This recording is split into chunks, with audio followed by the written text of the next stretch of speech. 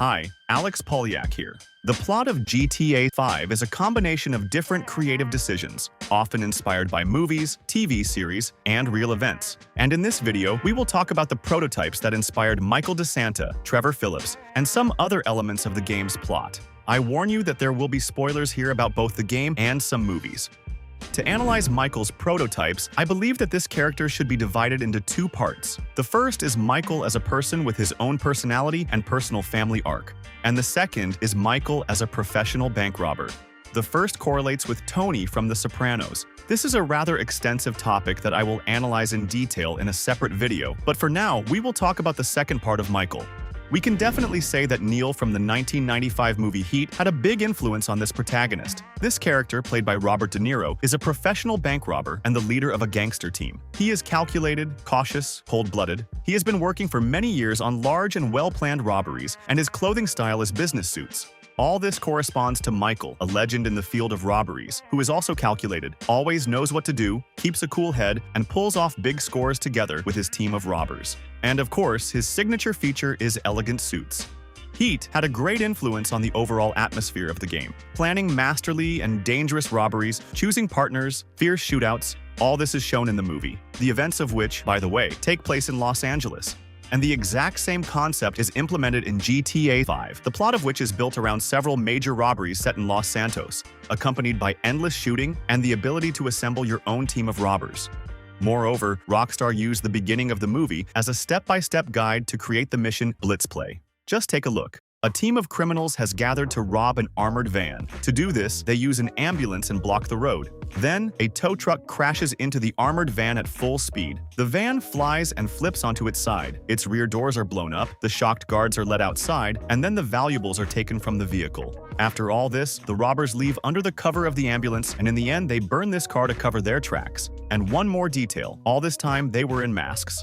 The mission Blitzplay is practically the same thing. The only difference is that a shootout with the police is added to the game, and also a trash truck was used for cover instead of the ambulance. By the way, the paramedic car for a robbery is still present in the game, namely in one of the options for the bureau raid.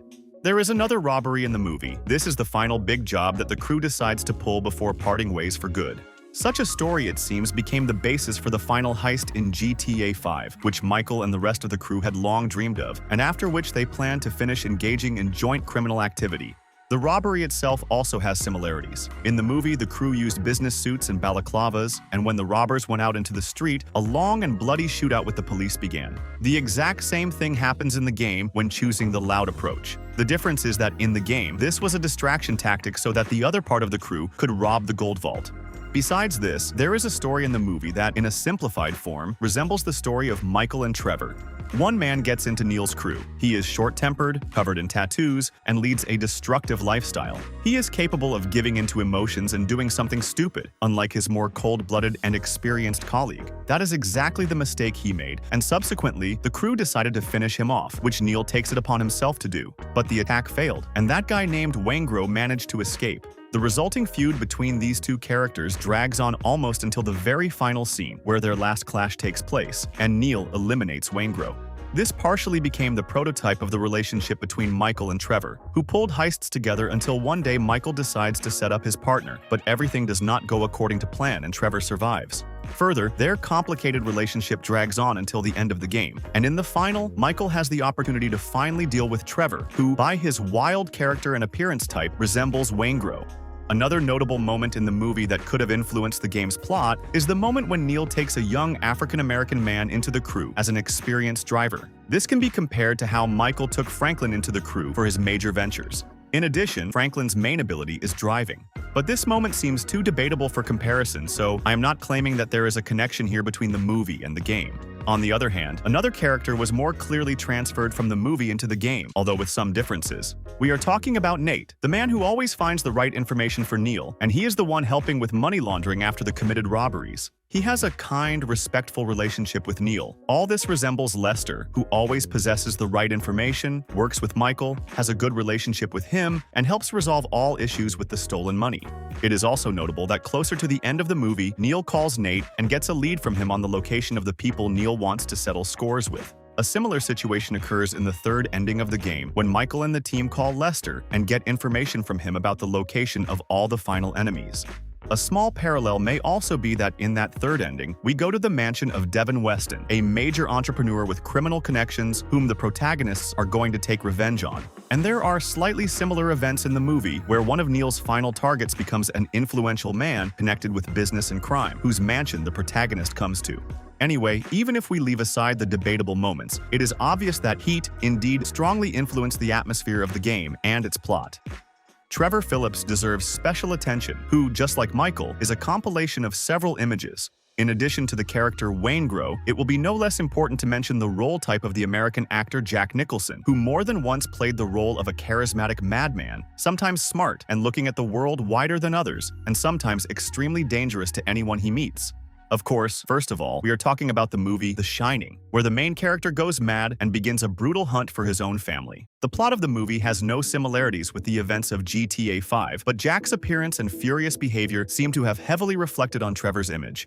Rockstar even made a more obvious reference by adding Jack's clothes for Trevor, and the name of these clothes hints at the mystical hotel in which the terrible events of the movie took place. The thematic details do not end there. When, according to the plot, Trevor moves into Deborah and Floyd's apartment and over time turns their home into a dump, one can find something there that seems to be a reference to the most famous scene in the movie, in which Jack displays his madness to the highest degree. Who else but Trevor should know about such a state?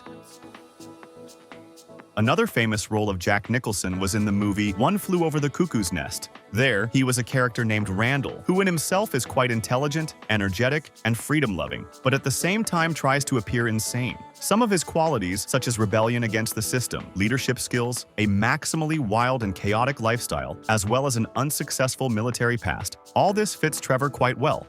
I also found it notable that in the port reconnaissance mission, Mr. Phillips takes the same beanie that Randall wears in the movie. Considering that Floyd and Wade put on special helmets in that mission, Trevor could have done the same, but the designers from Rockstar decided that exactly such a beanie fits his image better. I will not claim that this is another reference, but I still consider it very likely.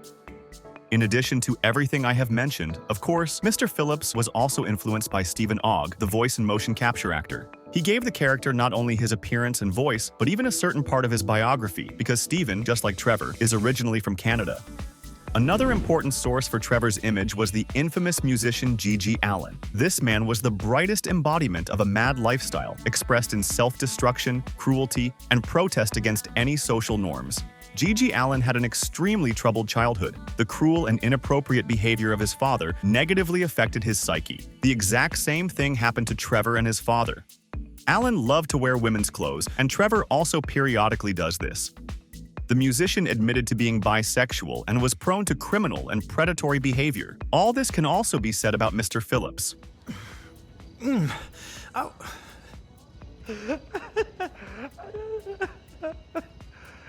Gigi Allen cared so little about decency that he defecated right on stage, and Trevor did it almost right in front of Michael's eyes. Both Allen and Trevor are prone to extreme chaotic lifestyles, excessive doses of alcohol, substances, and even extreme physical volatility on stage. The musician constantly injured himself during shows, smashed his head, inflicted wounds in different places and things like that. And for Trevor, his body says it all, which is covered in scars, sores, cuts, and burns. And when performing the Merryweather heist in a stealthy way, we can see how he bangs his head.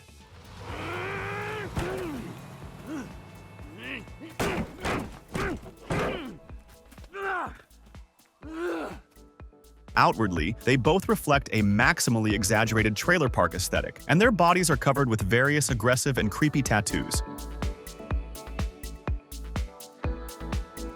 Additionally, Trevor's preference for punk rock aligns with the musical style performed by Gigi Allen. Surprisingly, this is still not the last prototype of Trevor. Let's remember the 1989 movie Lethal Weapon 2. The plot of the movie takes place in Los Angeles, where two police officers work. One is older, calmer, and a family man, and the second is younger, reckless, and lonely. Already at this stage, one can see a certain parallel with Michael and Trevor, but still, this is too distant and generalized an image, so it is important for us to pay attention to more specific details. Martin, that very reckless policeman, lives in a trailer on the shore and clearly does not bother himself with cleaning and maintaining order in his home. All this is almost exactly like Trevor's. Also once, these partner cops hid one person in Martin's trailer, and while he lived there, he put Martin's home in complete order. We meet a very similar situation in GTA 5 when Trevor hides Patricia Madrazo in his trailer, and while she lived there, she did a big cleaning in that home. And what will finally confirm to us the connection of this movie with the game is the mission where Michael, in a fit of rage, attaches a cable to the foundation of someone else's mansion on a steep slope and with the help of a pickup truck pulls the cable and collapses the house. Rockstar recreated this moment from the movie almost exactly, in which Martin punishes his enemy just as spectacularly. By the way, it is notable that in both cases this was done because of the protagonist's love interests, although the circumstances were different. Of course, this is far from everything that can be told on the topic of the origin of the Grand Theft Auto 5 plot, but we will continue talking about this in another video. Thanks for watching. If you enjoyed this video, leave me a like and subscribe to my YouTube channel for more GTA content. See you soon.